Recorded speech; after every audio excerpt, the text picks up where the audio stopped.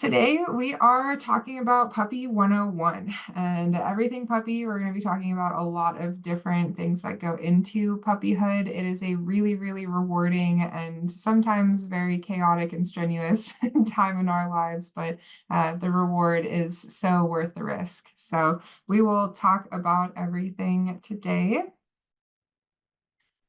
Our agenda for the day is going to start with preparing your home before you even have your puppy. What are the things that we should have and get? What management should we be using? We're going to be talking next about actually getting our puppy and what does that mean and from where? What even is a puppy? All of the things that go into their development and a little bit of learning theory there. Troubleshooting common puppy behavior. So we'll go through basically like the Fab Five of our puppies. What can we almost always expect from them and how do we work around that? And then socialization and what that actually means. The internet is a very, very big place and there is a whole lot of information and it's sometimes hard to really decipher what socialization means. So I'm here to hopefully give you a better glimpse into that. Starting off with preparing our home. Some environmental management that we really recommend getting will be baby gates, plural, or just one, depending on the layout of your home, so that we can create a smaller bubble for our dogs.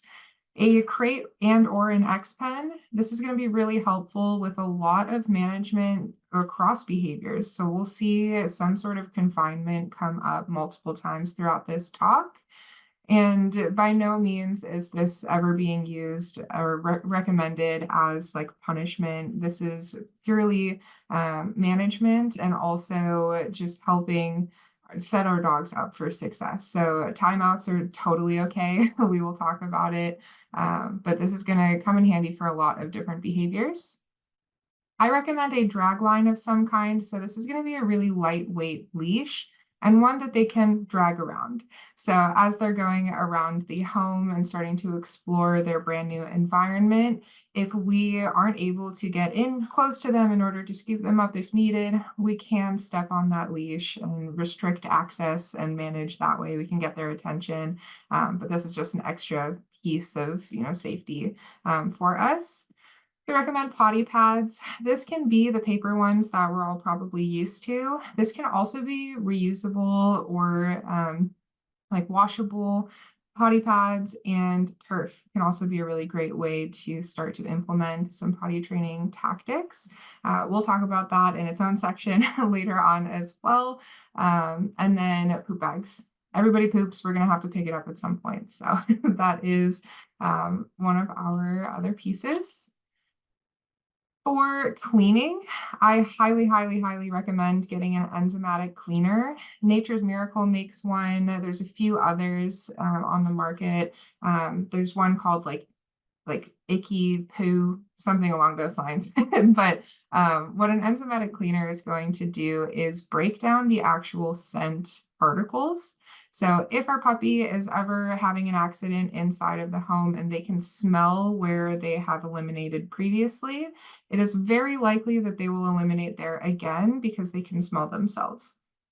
So with this, we want to be able to get it at its root source and then eliminate the possibility for elimination. Disinfectant wipes, puppies are dirty, things will happen. These are just things to have on hand. Pet safe cleaner as well. These ones are going to be more natural. So if we are picking up any sort of accidents that happen inside of the crate, because they spend so much time in that area, erring on the side of things that are pet safe will help a lot just because they're around those chemicals so often. Pet shampoo, again, puppies are dirty. It's going to be a lot easier on you to have these things on hand before our pet ever enters the home because you're going to need it before you think you do. And then wipes. So ears and paws, these are two different types of wipes or potentially one that we can use for the whole body, but they're going to step in weird stuff, having wipes on hand that are pet safe. And if we have those ears that kind of flop over, or if they get sand or anything in their ears as well, we're going to want those wipes to help with that. Some general supplies and things to have on hand. The Kong brand is massive at this point. You've probably seen those rubber Kongs that you can fill with wet food, cream cheese, kibble with other sorts of like Greek yogurt, vegetables, fruits, things like that. That one is going to come in hand all the time. So I would definitely recommend having at least one, if not more. And then the Kong Wobbler is a really, really great option as well for things like enrichment. And we'll talk about that later. But the Wobbler itself, it's going to be the same shape as the rubber ones that you've seen, a little bit bigger, and they're hard plastic. They're also weighted at the bottom. So this is going to become a really fun physical and mental activity for your puppies and a really great way to just implement more fun meal times for them. We're also going to want a variety of teething options. This could be bully sticks, this could be rope toys, Himalayan yak chews. We'll talk about that later in a lot more detail as well. But having a variety is going to help keep things valuable for your dog as we are moving through those teething phases. Having a front clip harness is something that we really recommend. It's going to keep a lot of that pressure and really all pressure off of their neck as they are aging, and we're starting to introduce the loose leash walking and what that means for them. A 6-foot to an 8-foot standard leash, that means not retractable. So we want one that is fixed from end to end.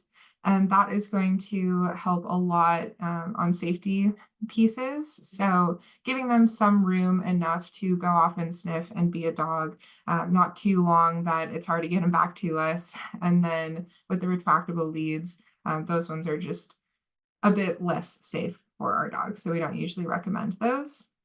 A flat collar with identification is huge. So yes, we will be using the harness, but should anything happen, if it's not fitting right, things happen, they slip that, we still want some sort of identification on our dog at all times. We recommend a small tag or one that has a case that there are some silicone ones now on the market where you can slip the tag into that, and then there's 2 loops so it lays flat on the collar itself. Getting something like that could be really useful as well. The reason being is really safety here. So if we have a tiny puppy and a very large tag, especially when we're using things like crates or X pens, or they're exploring the world and the home, should that tag get stuck, that can obviously pose a threat, both if they were choosing to ingest their puppy and they put everything in their mouths, but that could also really scare them. And later when we'll talk about socialization and how we want to keep everything as positive as possible, getting stuck and not knowing why doesn't really fit that that filter. So a small tag, and then making sure that our puppies are microchipped. The last thing here on this list that I really, really recommend is going to be a slow feeder bowl. Those are the ones that look like mazes. They have ridges in the middle. We'll talk more about that later as well. And then DIY enrichment items. You'll come across that as you go about your daily. We talk quite a bit in a lot of our enrichment resources that will also be sent out to everybody. A lot of it is trash, so you'll have it around. Some things that I feel are not needed, but are generally helpful, will be an air purifier, especially if we are going from a no pet home to a puppy home. There's going to be a lot more just outside particulates and everything coming into the home. All of us are moving about. An oil diffuser can be helpful specifically for lavender or a canine calm blend. These are specifically pet safe blends of oils. I use this especially when we're looking at things like crate training or just some separation and some alone time. The reason being is that dogs tend to tell time based on scent. So if we're able to give them a little bit of that aromatherapy, sure, we can adhere to it for now. And we're also mixing up the amount of scent that we've left in the space and masking that. So we can use diffusers in a few ways that way. We can also do some store-bought enrichment items. Outward Hound is a really popular brand in that department. So if we know that as we're introducing some of that DIY enrichment to our dogs, if we're able to say, okay, my dog really loves sniffing and just like sifting through stuff. So now I might just buy a snuffle mat because I know that that's something that they'll use long term. And then we can keep reaching for it and get a little bit more duration, hopefully, at least out of that item. Some travel items are highly recommended. Getting any of those collapsible water bowls, a travel water bottle, food containers, a travel crate, things along those lines are going to be helpful to have because you never know when you're going to need them. And the sooner that we can introduce some of those items to our puppy, the better. And we'll talk about that with socialization again as well. I'm also a huge proponent for getting a pet camera. This will help so much when we are introducing and training that alone time. It'll also give you a really good gauge because as I started training some of this with my puppy, we would put him in the crate and then I would stand outside of my door, not actually go anywhere, but I would watch him on a camera. And if we got 5 solid minutes, I could go back in and reward that, as we're starting to build how long they can actually stay in that place. And as they age as well, if maybe we are starting to ditch the crate and they are given more free rein in the home while we are leaving, this can also help us know how exactly the pile of trash came to be by the time we get home and we come on that. Or if they did really well, and like we'll see with Eldon at the end of this presentation, we were skeptical at first to see how he would do, but he just chose to sleep on the couch the entire time. So it was also great to just check in and see your sleeping puppy. The next section that we have is actually getting your puppy. Now that our home is set up and we're prepped and we think we know what's about to happen, we're actually going to receive our puppy. So one of the first options here, obviously, is by getting our puppy from the shelter. Some of the pros to this is that, at least in the state of California, it is required. It's required that our puppies are already spayed or neutered at the time of adoption, and they will have also received age-appropriate vaccinations within the local guidelines. So for us here, at least by that 16-week mark, they will have their rabies vaccine, and then the DHPP or DAPP are usually some of those more common combo vaccines. So they'll get 3 or 4 rounds of those, depending on what vet you're seeing as well, but they'll at least have the first round on them. The age here is estimated unless they are born in care, so that will fog up some of the timelines that we're looking at. It's not really impacting a lot of really anything, but if you want to know their birthday, then that might be a deterrent. But their adult size, breed, and weight as well are estimated unless we have a really solid picture of what's happening there. It's a very nice little surprise in a tiny little package. So the other option here is by getting your puppy from a breeder. At this option, they will not be spayed or neutered. There are also likely restrictions that will happen based on your contract with your breeder. So depending on what those are, it may be a few years before you're contractually able to get your puppy spayed or neutered. They'll also likely have received at least 1 round of the vaccinations. So that is kind of depending on the breeder that you are seeing. And the puppies might also need some sort of additional vaccine because we in San Diego are so close to Mexico. It's possible that some of the vaccines that your puppies have received will not be from the US. And depending on what those are, they may need more rounds just for our regulations. So the ages of your puppies will be known here. You will know their birthday, and we will also have a pretty good estimation of how big your pet will be because we probably know both parents at that point. Things to keep in mind here: breed does not predict your dog's personality. That said, you might notice some behavioral tendencies.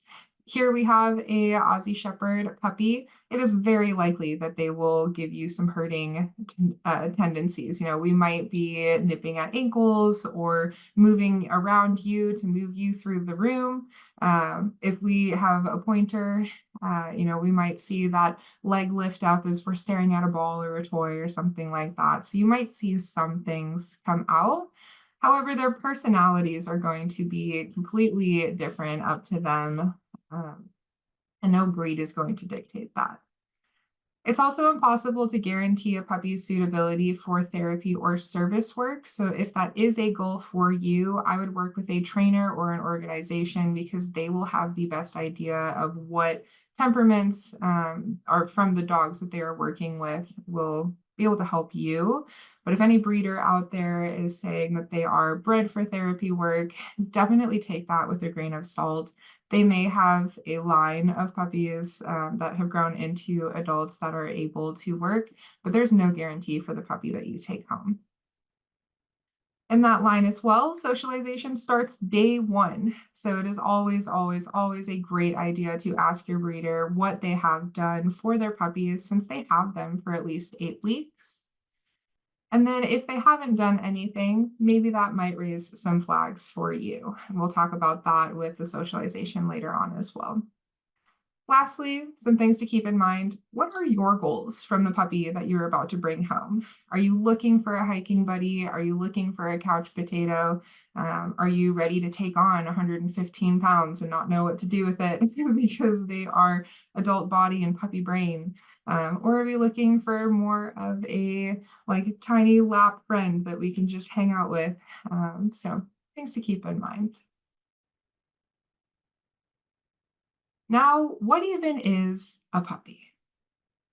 From the beginning, the developmental stages, we start with the neonatal period. This is a puppy that is 0 to 2 weeks old. At this point, taste and touch are the only senses that have developed, and we are relying completely on mom.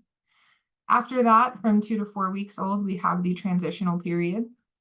During this time, they are going to be developing sight, smell, and movement. So we're going to become a little bit more mobile and starting to explore our world. After this, we have the true socialization period. So that is from 3 weeks to 16 weeks old. At this point, they are learning their environment, they are building relationships, and somewhere around that 8-week mark is when they are able to start going home with you. After that, we have adolescence and all of its essence. We are seeing that from 4 months to 18 months old. This is when we start to see the teething, when they begin testing boundaries. All of a sudden, we have this teenage raptor inside of our home. What do we do with that? Around that year to year and a half mark as well is when we're starting to actually be capable of using impulse control. So what do we do before that time? And then after that 18-month to 2-year-old mark is when we would consider our dogs adults. I'd like to talk a bit here about physical development and what our dogs are actually capable of during these times. The first thing to note is that less is more. When we have our puppies, go at their pace. They are babies and they think that they can do so much more than they can, but we really want to focus on quality exercise, both on the mental side as well as the physical side. When our puppies are 8 to 16 weeks old, when we are taking them into our home, 10 to 15 minutes of a quote unquote safari is what we can look for.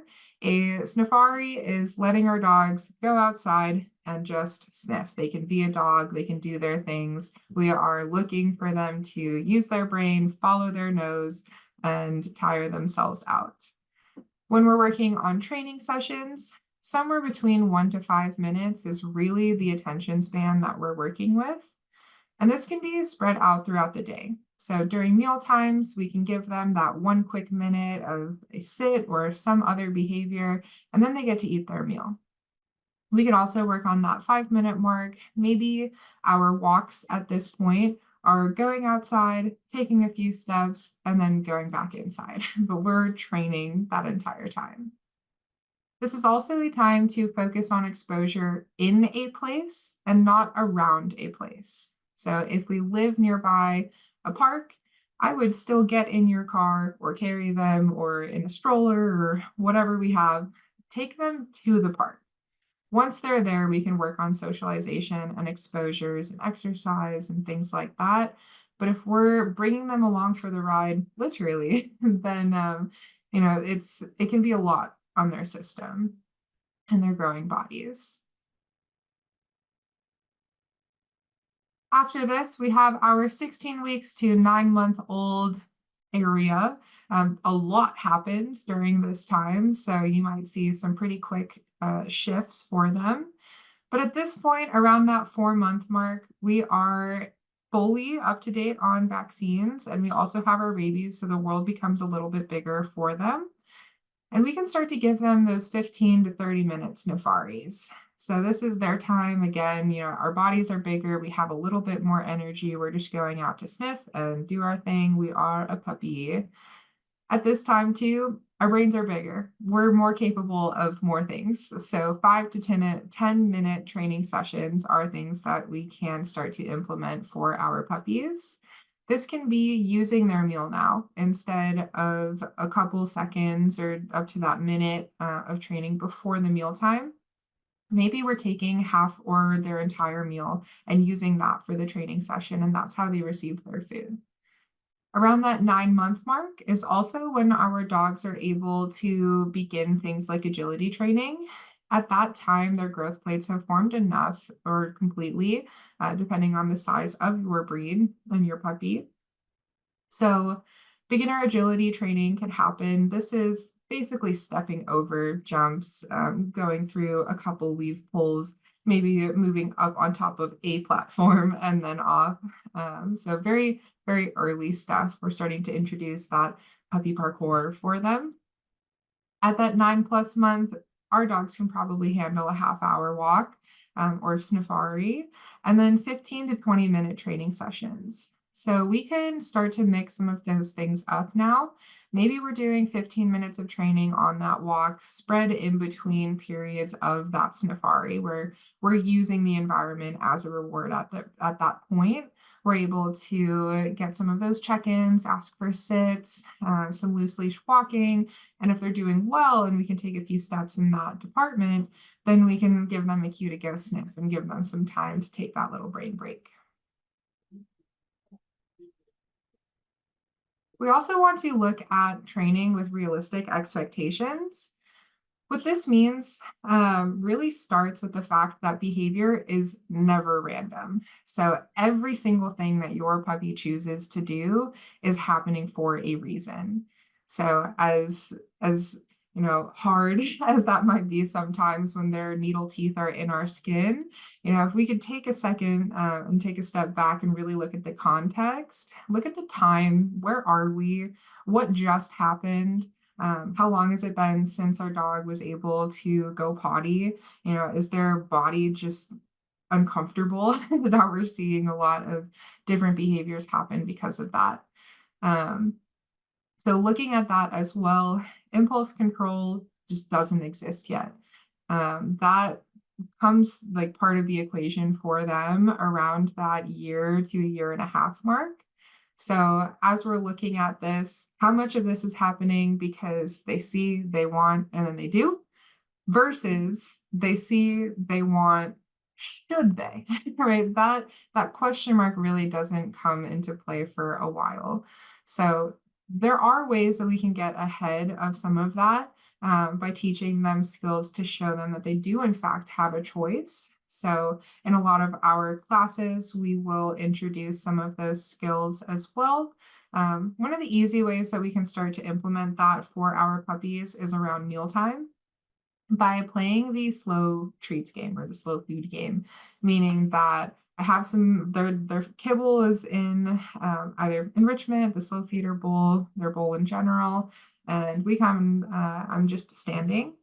As I start to lower that bowl, if they make any movement towards it, I'm just going to pick it back up. And we're going to play this game until I'm able to put it down on the ground in front of them. Maybe I'm not asking them to stay there until I stand up because that's an extra level to it. But if they're able to utilize impulse control until that meal is in front of them, now we can release them and then they can start to build on that. With Eldon that we saw or we'll see in towards the end here, we got to a point with him as a puppy, probably under maybe 6 months old, where I could take the food, we'd put it on the ground, I would walk back into the kitchen, get my dinner, move over to the couch, turn on the TV, do whatever we were about to do for dinner. And then once I started eating, I would release him as well. And he waited the entire time. So this is definitely something that we can start to implement from day one to show them that they do have a choice. The other really, really big kind of rule of thumb, just in general, is patience is key. There is also a new kind of phrase going around in the training community that adolescence is a time for patience and not push. And I wholeheartedly believe that that applies to our puppies as well. With this, my opinion is that you should train what's most important for now. There's a whole lot of things that we can teach our puppies, but given your environment, your expectations, your home, focus on what is most important. Puppyhood in general is extremely overwhelming for the puppy and the human at the same time. So if we're focusing on the important pieces, then that will help you a lot as well, just to get through your day and help your puppy get through theirs. One example of this, my home, if you open the front door, it leads to a very, very busy street. So teaching thresholds for my puppy was really the first thing that I focused on a lot, where we were spending a lot of time teaching him that if I open the door, it's not free rein. He doesn't get to just run away. So kind of looking at those pieces, if we have kids, if we need to rely heavy on management. I have cats and introducing them was hard. So, that was a really important piece for me to focus on and setting up the management that way. We can always teach them a sit and a down later. With this as well, passive versus active training is a really great thing to kind of look at. What that means is that if we're passively training our dog, I'm going to reward any and every behavior that they choose to do that I want to see in the future. As humans, we tend to be a little bit more reactive in this regard. So when our puppy is chewing on the cords is usually when we step in, versus any single time that my puppy is romping about and doing his thing, if he looks at the cords and he doesn't do anything, I'm going to say yes and reward that heavily because that's the behavior that I want to see. The difference here is then active training. So if we are actively teaching our dog how to do a sit, we are in the middle of it all with them. So we're going to be teaching them how to do something. In all of this, we also want to set them up for success. So looking at the context, if my puppy is just learning a sit and we haven't really added distractions yet, if I have a friend coming over and I know that this is going to be huge for them and for the puppy, friend comes in and I'm asking my puppy to sit and they aren't doing it. And I keep asking them to sit. That's not setting them up for success because at this point, we haven't exposed them to that yet. So think about what you think your dog could successfully do in that moment, and that will help them a lot to also learn the boundaries of that experience. And we'll talk about jumping later, so we will get to all of that shortly. Some common signals that I want to go over with your puppy as well. We're going to start with some excessive sniffing. So this absolutely could just be exploration. If we are in an environment that they've never been to before, we could be sniffing around just because we're gaining all of that information. The off chance that we are at home, though, in a space that they are very familiar with, if we are circling around and sniffing, that is very likely a sign that your dog needs to go potty. So if you ever see that, then I would very quickly leash them up, take them outside, let them potty. If they're using pee pads inside of the home, then we can do the same thing, just take them there. With this as well, we want to give them the space to sniff. So if we're in that exploration side of things, we'll talk a little bit about this later as well, but 15 minutes of really hard problem solving equates to about 45 minutes of hard running. So if we're letting them sniff and they're taking in all of that information, they've basically done emails and consultations all day, right? We are using a lot of brain power in order to do that. So absolutely let them sniff. Some things that we'll see a lot on the internet are what are considered appeasement behaviors. So all of the things that we see, like lip licking, if the ears are back, if we see that smile where we have a little bit of those wrinkles at the corners of the mouth, if they're ever crouching or approaching you, but then immediately rolling on their back, these are all actually conflict diffusion behaviors that our dogs are utilizing. It is not at all an apology. Unfortunately, we don't use the same emotional spectrum. So for our dogs, they're going to pick up on our feelings for sure. But some of that energy could be attributing to some of these behaviors that you're seeing. A lot of times we'll see those videos online where, our dogs got into the trash, we come home and now we're taking a video and we're going, oh, who did it, right? And we see that like the smile, the ears are back, maybe our tail is wagging a little bit. None of that is them taking ownership. They're just looking at us and going, whoa, you have feelings. Let me make sure that we don't. So I'm going to do everything that I can. With all of that, ways that we can help them would be creating distance. So if we're seeing some of those behaviors, that is just two magnets that are too close to one another. So if we remove ourselves or give them something to do, well, if it's something like enrichment or licking or chewing, we can now clean up that mess. And, they aren't part of the party. The other things that we'll see sometimes are that play bow, our sharkiness, or vocalizations. So all of these behaviors could be your puppy initiating play. Based on context, though, it is very likely that our puppies are overstimulated. They have very little muscle memory and like brain power when it comes to self-regulation. So if they are overstimulated, it's very likely that it's the same deal as our toddler. It hits 9 p.m. We know that they're tired and that they need to go to bed, but our puppies don't. So if we can use confinement or some sort of management to help them learn, we can start to give them the tools that they'll need to recognize that they are overstimulated or overexcited, and really just need to start self-regulating. With this as well, we see a lot of FOMO, which is the fear of missing out. So again, if we're seeing other puppies playing, or we see this a lot in our play groups, where we'll have 3 or 4 puppies in one group and they're playing. 2 of them are still doing really well. Maybe they're bigger. They had more energy coming into the play group. And then we have our 1 or 2 others who maybe are really tired at this point. Maybe we have a little guy trying to keep up with the big ones. And then now we're starting to get into that FOMO of like, no, I can't take a break. I have to be part of this. And we'll see that a lot. But the number one rule of thumb here is just going to be using that management and giving them a break, even though they think they don't need one. Now we are at troubleshooting some common puppy behavior. So number 1 is going to be potty training. When we are looking at this, we're looking at hours generally are equivalent to their age.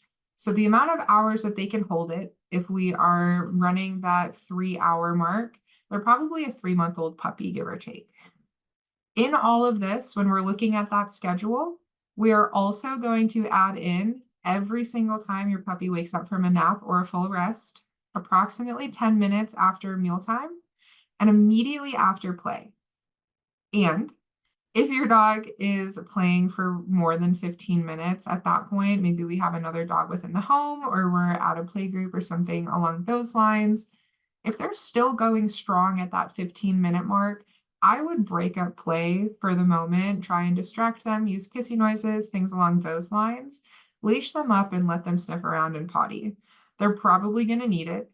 The other option here is that they are playing so hard, they're so invested in play, it is amazing, it's all the things that they want to do, and then they're peeing, and they have no idea what happened. Um, so with all of this, generally speaking, your puppy wakes up, we take them out of the crate, immediately we go outside to go potty, bring them back in, they get breakfast. About 5-10 minutes after that, we'll take them potty again. They can come in, we can play, enrichment, move around, all that. Maybe that's a few hours later, they're able to contain themselves. And then we hit that like 2.5, 3 hour mark, take them potty again. We come in, whole same routine again. We get lunch, all of that. We play, we train, we do all the things, let them potty, and then just kind of like keep up with that cycle. It's very likely that overnight your dogs might quickly be able to spend more time, but in the very beginning, I would expect to get up at least once in the middle of the night. Usually about every 4 hours is what we're looking at for our puppies. If you ever start to see excessive urination though, or if we have like really tiny pools and we're frequently urinating, then I would take your puppy to the vet. It's possible they have a UTI. They happen a lot for puppies early on. They're so close to everything. So if you're seeing anything that feels like it's suspicious, then I would just talk to your vet. But generally speaking, the like months of their life will be equivalent to that amount of hours.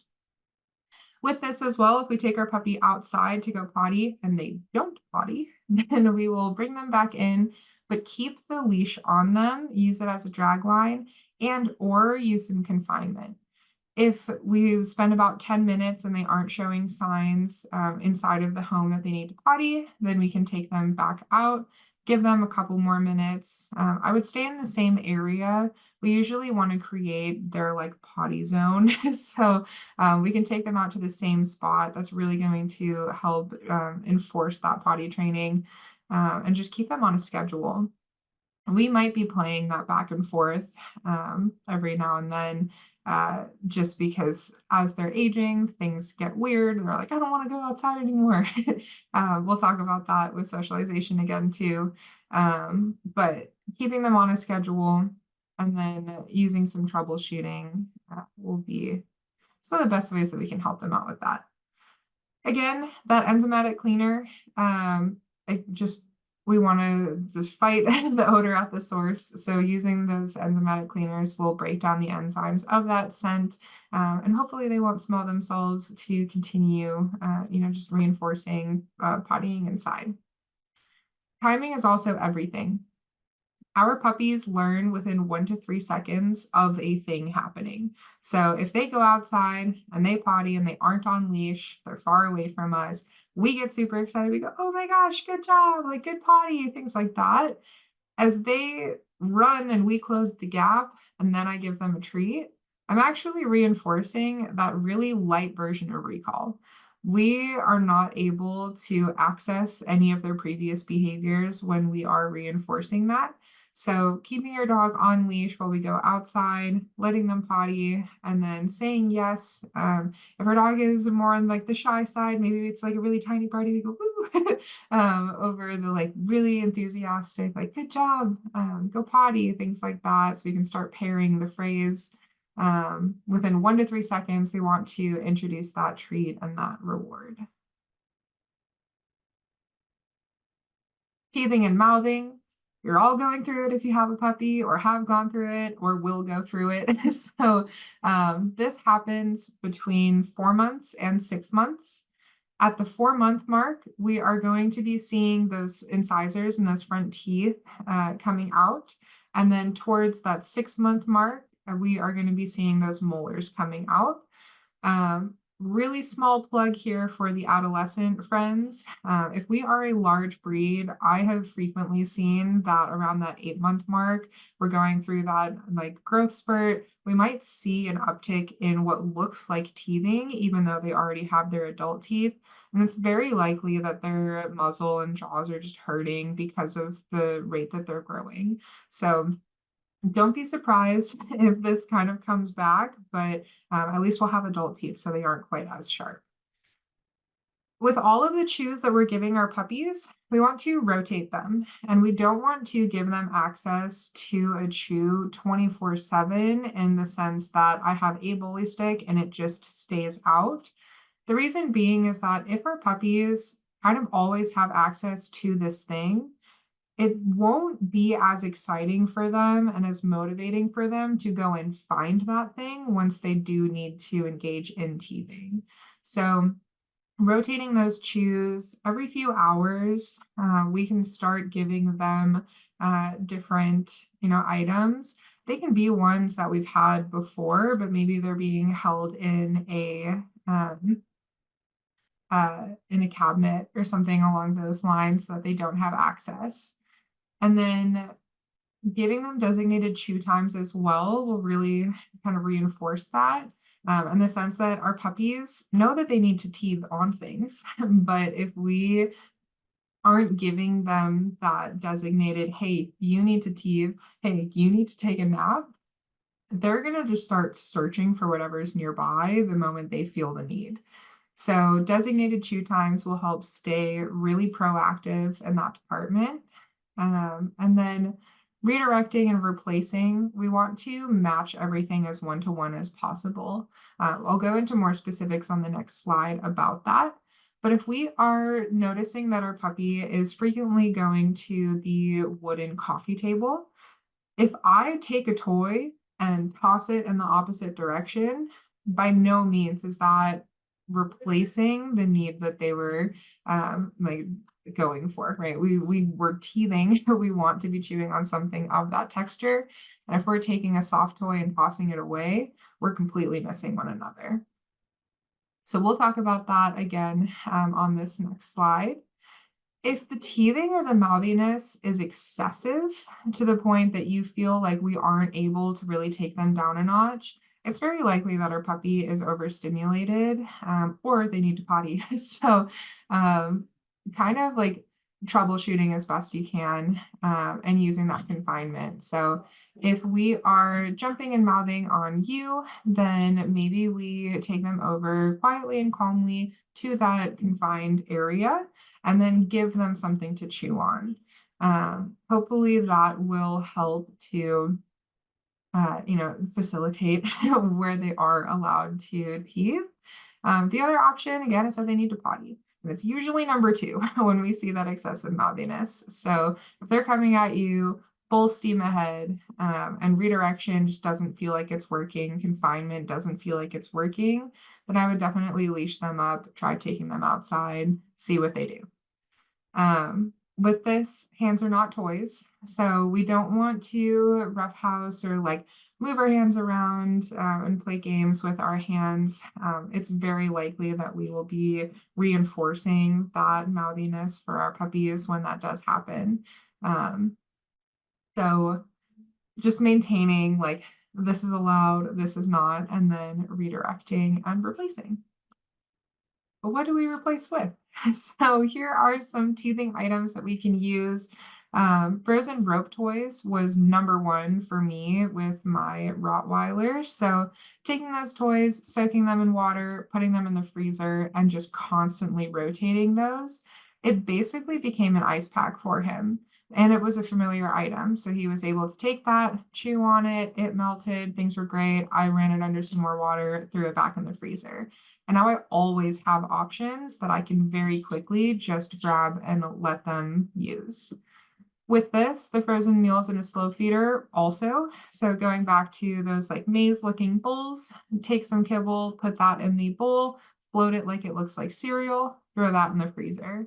that would take him 30 to 45 minutes to lick and chew at, which I'm sure felt great on his gums as they were sore. But it's also using that enrichment and really tuckered him out. So that is always one that I recommend. Um, Bully sticks, Himalayan yak chews, both of those are ones that can be chewed down to a small size. So either invest in some sort of bully stick holder and supervise them. We always want to make sure that whatever they have is not smaller than the width of their mouth. So whenever the chew becomes just above the width of their mouth is when we would trade and toss some treats or things and then take that valuable item away. With the one-to-one, just really quickly, if our puppies are moving towards furniture that is wooden, we want to give them a wood chew alternative. Benabone makes a really great one. They also have a variety pack. Nylabones can be similar. So we want to match the texture as closely as possible. If our dogs are going for things that are made of metal, that is cold and hard. My brain at least equates that to ice, so we can try and give them something along those lines. And then if our dogs are going after shoes, it is very likely that some sort of rubber chew toy would help them. They have a little bit of give. I know West Paw makes a really great, it's kind of like bone shaped. They have green, blue, and orange. And those are really great kind of like bouncy chew toys. So just look at what they're going for kind of on their own, and we can help them a lot that way. Barking, two different kinds that are pretty distinct. We have emotion-based barking, and that is usually out of fear or excitement or some variety of both. By introducing food or reassurance, we are not rewarding that barking. So if we see a trash truck for the first time, or a motorcycle for the first time, or a leaf blowing across the street for the first time, and we're barking at it, by all means, give them food, reassure them, help them out. That is going to help them, hopefully over time, just become neutral with that experience.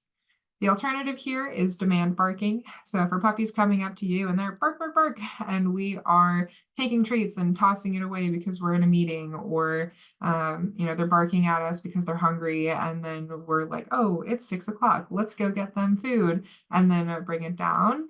That is a continuously reinforced behavior. So we can absolutely encourage that level of barking. Um, with this, if they're coming up and they're barking at you, ignore as best you can and watch them for literally anything that you can reward. Again, going back, if they're barking at you and then we're ignoring them, but then they choose to look at a distraction and then look back at you. Looking from the distraction and coming back to you is a rewardable behavior that I would want to see in the future. So now I can give them the attention. Or maybe they're just quiet for a second, right? That's also a level that we can come in and know, okay, yes, this thing is happening because of this need, but I'm going to wait for a moment where I can fill it without telling you that barking at me is okay. Jumping, puppies are going to do it. If we make eye contact with our puppy, if we talk to them, if we touch them at all, these are all reinforcing those behaviors. So the really main phrase that I look for that sticks with me is 4 on the floor. They don't have to be sitting, they don't have to lay down, but if we can approach a person calmly and have all 4 on the floor, then I'm going to give them attention. If we are giving them attention and we had 4 on the floor and now things are too exciting and they're jumping up on us, I'm going to remove my attention. I'm going to show my dog that jumping up on me is not a way to get my attention.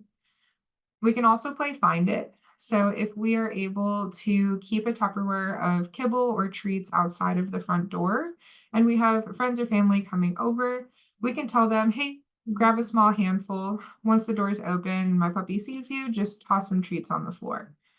The more we do that, the more our puppy's going to learn. Person walks in, I'm going to sniff. I'm going to look for treats, which is an incompatible behavior with jumping on that person. At that time as well, we're also buying some time for us. So if we're able to take those treats, we say find it as we toss it. they're now chewing and doing things, and I can set myself up to be prepped for when they come and approach me. Now I can use hand targeting or ask for a sit or their name or play find it again. And we can kind of just create just that expectation of people walking into the door does not mean you get to jump. We will give you attention, just wait. So here we are at socialization. When does it even happen? So we talked a little bit before that socialization window is between 3 and 16 weeks old, but it also goes way beyond. They are teenagers. They think that they rule the world, but we know that they don't. So as we are continuing to introduce items, take them to new places, we'll see here some Eldon photos of him in the snow, right? And when I got him in September, clearly there wasn't snow. So, some things will just be seasonal and that's just the nature of it. So there isn't an immense amount of pressure for you to socialize them to everything in that 16-week mark. It's unrealistic and it's not going to be fun for anybody if we are putting that amount of pressure on us. So that is the crucial state in terms of development where they're most flexible, but there's always things and time and ways that we can socialize them in the future. When we're talking about things like fear periods, these are developmental stages for our puppies that are very similar to stranger danger periods in toddlers. So some things our dog will go to sleep with knowing, and then the next day they'll wake up and it is the biggest monster under the bed and they don't know what to do with them. And things are crazy, and now we have big feelings. And it really does feel sometimes like we have turned a new leaf. So um, that usually happens a few times. They're shorter when our dogs are like really young. Usually we see somewhere in that 8 to 10 week mark is some flexible fear periods, somewhere in the like 12 to 14, 16 to 20 weeks, and then a few months within that adolescent period. So they're going to get a little bit longer, but really all this means is a little extra TLC for our puppies. Everything is new or feels like it's new. And so we want to help them out using those treats, reassuring them with our voice, helping them out with distance. So if they're showing you pretty clearly, hey, I'm too close to this thing, maybe we end the walk and then we leave. There's a really great article that we will send out in the follow-up email from the American Veterinary Society of Animal Behavior, or AVSAB. They have a position statement on puppy socialization, and really this is to help close that gap between the veterinary world and the trainer world. We're on pretty separate, sides of the grass at that point. So by no means should you be waiting until your puppy is fully vaccinated to take them out. One round of vaccines before entering the world at large is really what we're looking for. It is very unlikely between the vaccinations that your puppy is receiving, as well as the mother's immunity that passes on to the puppies, that they'll be infected by just walking on sidewalks or in grass areas that are well groomed.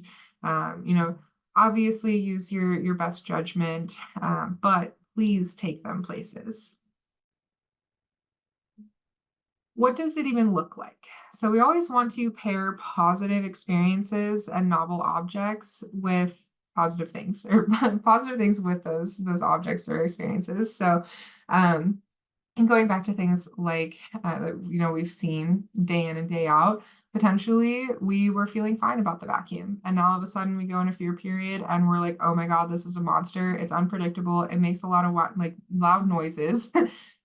So we can take treats and we can toss it towards the vacuum while it isn't even on. We can help them pair that, this thing exists. We can just leave it in the living room for a few days. It's not this really crazy thing that just comes out of the closet and then tries to attack me. So we can leave it out, toss treats around it. It's now in the environment to show your puppy that good things happen when we see this thing. Puppy playgroup is a really great way to socialize your puppy with other puppies. that are within the same vaccination status. What we do at the Humane Society also for our playgroups is bringing out things like a courage box, which is a PVC pipe cube that has bells and rope toys and weird brushes and things kind of hanging down from it for our puppies to experience. We also have tunnels, maybe just some cones or some platforms or things for them to see. But the goal here really is that play itself is rewarding enough for our puppies that maybe bumping into this thing that made weird noise isn't going to affect them as much as it would if they were experiencing it for the first time alone. We can also calmly just reassure our puppies. So maybe we hear a firework for the first time, but it's really far off in the distance and they just show you like, oh, what was that? Right? We can come in and say, it's okay, right? That's just a firework. We can name it. We can help them out. Like, there's no big deal, no reason. I'm calm, you're calm, we're good. We can also use distance. So moving away from an object that your puppy's wary of, if it is the first time that they have ever seen open staircases, we can toss some treats towards it, but then also move away so that they know that they have an opt out. Where does it happen? I just mentioned our play group. So group classes or private lessons are a really, really great way to start to socialize your puppy, especially when it's with a trainer who knows what stage your puppy is at. We have puppy preschool, which is a 6-week class with up to 6 puppies. And we have a whole bunch of basic obedience skills, body handling skills, and safety things and games that we can play with them. And we also have play group and playtime that happens at the end of class each week. We also have our puppy play group, which meets once a week. And that one is, again, up to 6 puppies, but we will facilitate their play, talk about their body language, and really give them the time to experience new puppies because they're like, whoa, like you aren't a littermate. Who are you? And they need to learn how to communicate with one another. We also have puppy privates. So for puppies up to 1 year, I know that's outside of the quote unquote puppy range, but they're still young and they're puppies. So that is just a one-off session or as many as you would like to take. And we will talk about puppies, all of the things that you would like to work on with yours. Camp socialization that we have is a 3-week course, and it talks about different varieties and types of socialization each week, from noises to objects to other dogs and greeting humans and things like that. And then we have our free well-socialized pet chat every Sunday, and that one is a rotating 6-week curriculum. You can attend as many or as few times as you would like. And very similar to this, we'll talk a bit, any questions that you have. Those are a lot of ways to help with socializing for our puppy. We can take them around town. So think long term. What are the things that you think you might ever experience with your puppy? Should we take them to the train station or gas pumps or parking lots, boats, drive-throughs, things along those lines? Where do you want to take them? This is a camping trip that I did with Eldon. I want to say he was in the 6th or 7th month mark. But again, it was snowing. So, he wasn't in that 16-week range, but there were so many things that he experienced for the first time, like winding roads up into the mountains, obviously snow. We didn't see bears, but he might have smelled them and I didn't know. So, lots of things here that he experienced for the first time. We can also work on things at home, if it's hair dryers, vacuums, cheering.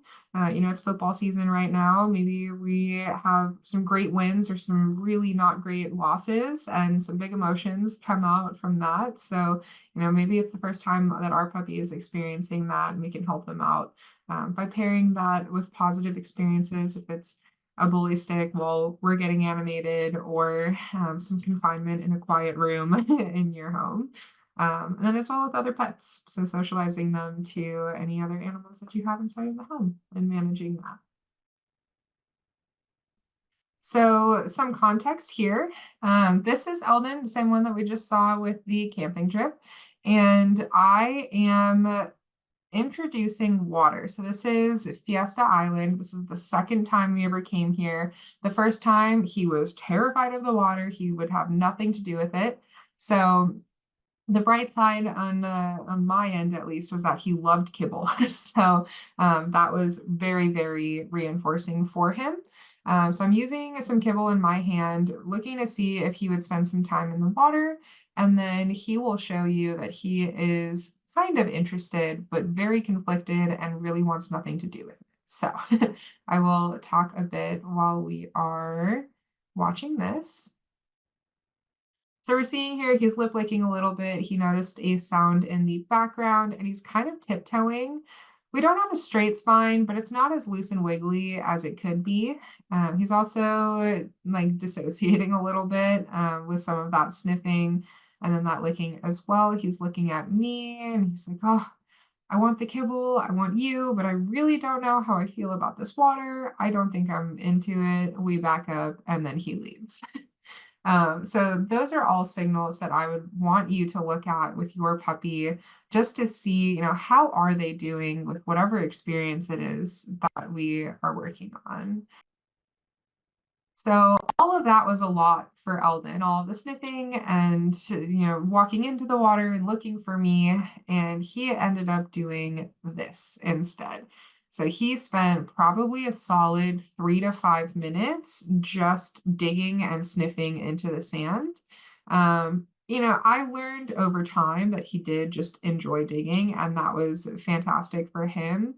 But in this context, what this digging is telling me is that everything about what I was asking him to do was too much. So I wanted to give him, the opportunity to decompress, and then we left after that. After he was done with digging, we were able to just move on. What next? We have 3 slides here. We've covered a lot today, so here's a really quick recap. First of all, what do we do before and after we get our puppy? What even is a puppy?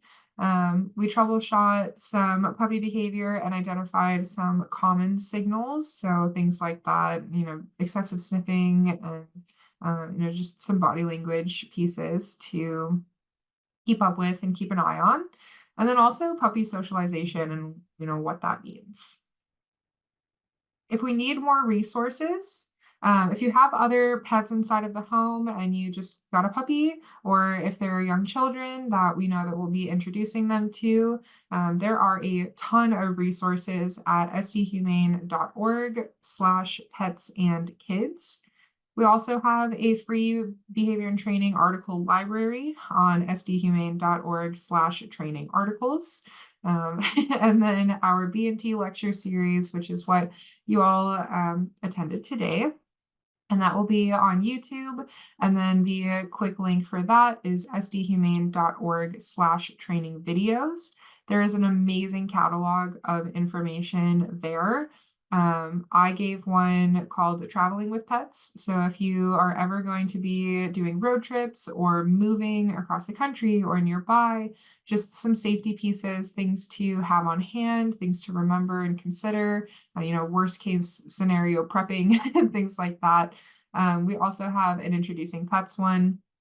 We have reading dog body language, how dogs learn. Same goes for cats. If we have cats inside of the home, there's some really great information and videos there. If we, again, going back to young children, Carrie, one of our other community animal trainers, gave a great one on dogs and toddlers, reactivity, adopting new pets, you name it. There's probably a video that we have there. And then lastly, what can we do next? Now that you have a puppy, I think the first thing that we should really do is celebrate the small wins. Puppy is hard, period. There is no way around it. And I believe in you. We are here for you and you can do it. please reach out to your community if you feel like you need pet sitters or maybe they aren't doing well, alone. So we need family members or friends that are able to step in. Everybody deserves a break, and I'm sure there's a lot of people in your life that would love to hang out with a puppy for a few hours. So, we can really reach out to our community for a lot, and I've seen some really great support come out of it. And then you have us. So sign up for group classes, play groups. If they are under 16 weeks, they are more than welcome to attend. And then, yeah, we are here for you. So thank you for staying. Hopefully this gave you a really good little glimpse into what puppy is and where to start. And yeah, if you need any of our socials, here is a little landing page for you. And I think in just a moment, we will open this up for some Q&A. So the question is, what is recommended for when we go on vacation and leave the puppy home? So that is definitely one that I would recommend finding a pet sitter for if possible. We want to keep them in a space that is comfortable. Depending on age, you could take them to a boarding facility, but if they aren't comfortable or haven't been to that place yet, there could definitely be some undue stress there. So just keeping an eye on that. And then, if they're used to a playmate, then we could reach out to that family, if they're interested in taking on another puppy inside of the home. There's things that they're familiar with would really be what I would look for. Is a crate essential? I've mostly had adult dogs that sleeps in beds, but it seems like puppies need crates. So my personal opinion is that crates are something that I feel like are a skill that every dog should have at some point in their life. They're probably going to end up in a vet's office at some point and be put into a crate. Whether or not it's essential is kind of up to the family and the home in this situation. We definitely want confinement to a degree. That is going to help a lot. But if that's in the form of a crate versus baby gates into a room that they're able to have, or X pens, or maybe we have a crate that's left open, but the X pen connects to it, so we still have a bit of a playpen. That is going to be more of what I'm trying to target over recommending a crate, if that answers your question. How can I've got a 4-month-old border collie, Okay. and I have a middle-aged cat and an older cat. The Yeah. older cat is not comfortable around him, and the younger cat deals with his energy. But because he has so much energy, I don't really know how to make the older cat feel comfortable unless he's penned in. Is there any advice you can give me? Yeah, absolutely. So I will get your email also. But the introducing pets webinar that we gave will actually cover a lot of more in depth. So Did not know that existed. That's amazing. yes. So it's the same format as this. All of these videos will be put onto YouTube. But that one is going to be an hour long of how do we do the thing? Some quick tips that I can give you though right now is going to be a lot of enrichment and just keeping your border collie busy.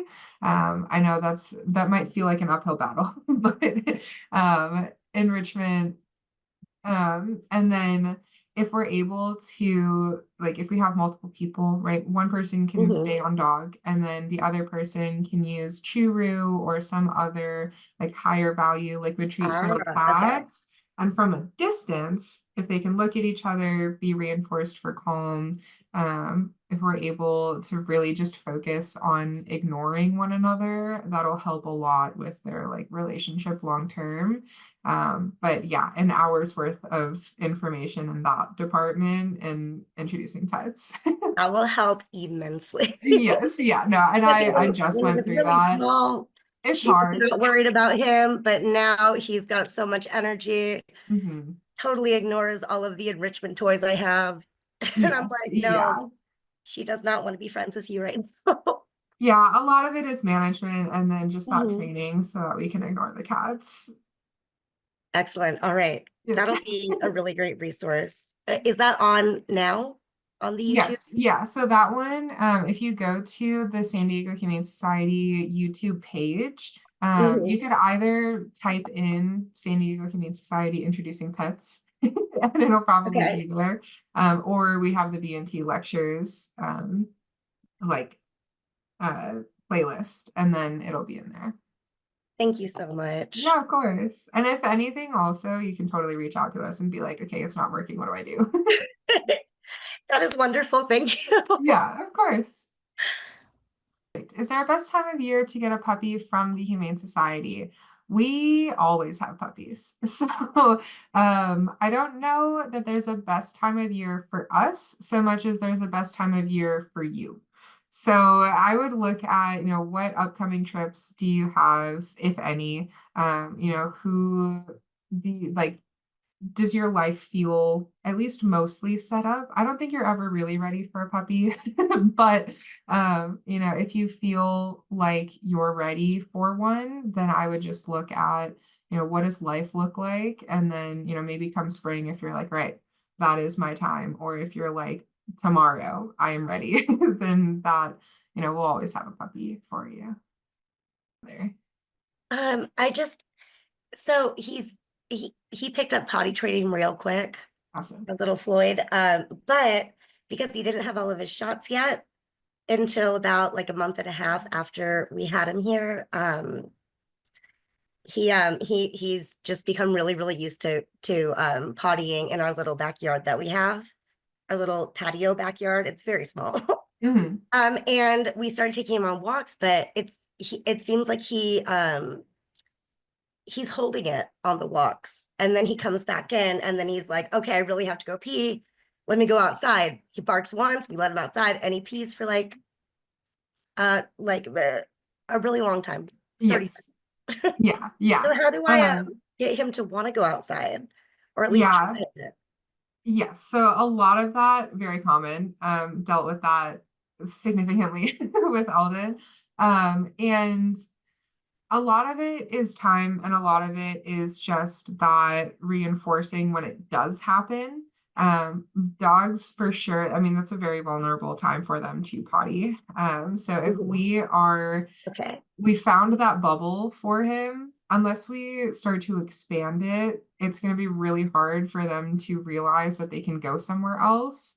If you have any like rocks or like things that you can pick up that they either we could do it one of two ways where we're either taking that substrate and bringing it into the backyard or the patio so that they're getting familiar with that and can potty on it, or we can take anything that they have eliminated on and then take it into the real world, and hopefully they come onto it and go, okay, yeah, I've pooped here. We can kind of play with it a little bit that way. Um, but I would just start to open up the world if maybe we're stepping outside of the front door and we aren't going Mhm. on a walk, but we're able to hang out there, take treats, or watch the world go Okay. by, and then just slowly start to introduce that. Because Floyd at this point knows 100% certain he's gonna have a place to go to. So Yeah. if that's like in the back of his brain, it's going to be hard to go the distance and then expect them to be able to, especially if the distractions are so big and they're just going like, nope, the world is here. I have to focus Mhm. on that. Pottying, not even in my brain. So, Gotcha. That is great advice. Okay, we're perfect. gonna Well, start hopefully it that like works. immediately. Yeah, no, I will. We'll see. I am fingers crossed. Like some puppies are definitely more particular, and just go in their spot, but that's also fine. But Mhm. that's part of the socialization Yeah. conversation as well. A last little like bit, and then I'll give like Roger's next question. But I had a 10-year-old dog before moving out to San Diego, and Mhm. we're from Illinois. So she was like mud, leaves, trees, perfect. I can potty anywhere. This is amazing. Grass, oh my God. And as we were driving, we hit the like Texas, Arizona, New Mexico area, and she was like, rocks. What? Oh, Concrete? No, I'm not pottying anywhere. And she was 10 when that happened. So, it's, you might just hit different pieces. So, socialization, like, that's just the name of the game right now. gotcha. Um, Okay. and like getting them onto those different surfaces can also help. So, Perfect. Thank you so much for Yeah, that. yeah, of course. That is excellent advice. Thank Yeah, you so much. of course. Um, so we have Roger here, a little bit more about recall with a puppy. And then following up, is it all about positive reinforcement with treats and or affection? So recall is one of those cues that is really hard for a puppy without a significant foundation of like, I know exactly what this means and good things happen. So the way that we build recall in a group class is actually backwards. So I start with when you hear come or your recall word, this is where you need to be. And then I'm going to give you rewards for that. As we start to build that foundation, I'm going to maybe toss a treat away from me. Now we've built some distance, and then I'm going to say come. And once, as you start making movement towards me, I'll mark yes and then reward. But where this starts to become challenging for our puppies is if we introduce distractions too soon. Because if we start to create a negotiable recall, then it's very unlikely that our puppy in the future is going to very quickly say, oh yeah, I know what that means. I'm going to come to you. And we're going to start to get more of that teenager, like, give me a second, I'm doing something. It's in the brain, but I'll get to it when I get to it. So with training, especially in our classes, we really focus more on that like urgency and really creating a very high value experience for them. Going back a little bit in the presentation to setting up for success, if we're in a very low distraction environment and maybe there is distance and we do feel like we could ask for recall from our puppy, we might try it, but only say it once. The alternative is that, and only saying it once because we don't want to repeat ourselves because puppies and dogs in general are master pattern builders. And if I say puppy come and then they don't, and I go puppy come, I've now created a negotiation because I wasn't firm in my first initial ask. um, on the other hand, if we are seeing the, you know, the distractions are very high. If I feel like in that moment, even me asking once might not be successful, I'm going to default to all of the other things that I think that my puppy would be more interested in. We used this a lot with Eldon at the dog park as we were starting to introduce that because come wasn't number one on his list, but water or breakfast was. So I could get his attention in other ways in order to close that gap and like move him away from distraction just because I knew that that word and that process was so much more valuable to him and we were still working on just creating that value. Have a great evening, everybody. Thank you.